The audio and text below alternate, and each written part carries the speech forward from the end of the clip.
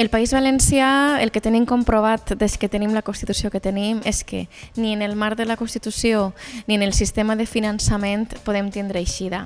L'espoli que està sofrint el País Valencià des de fa 30 anys ens demostra i ens diu cada dia que a l'estat espanyol no li agrada el País Valencià. El teixit productiu valencià hem de recordar que ha patit una llarga travessia en el desert durant els 20 anys en què el Partit Popular va governar. En aquests 20 anys les inversions tant en indústria com en el sector agrícola valencià tan important i que tants llocs de treball generava va ser pràcticament nul.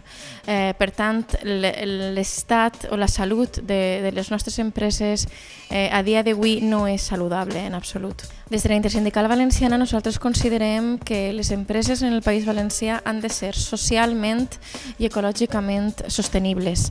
Socialment perquè han de treballar per la societat en la que viuen, han de contribuir amb tots els impostos en la societat en la que viuen i han de generar treball estable i de qualitat.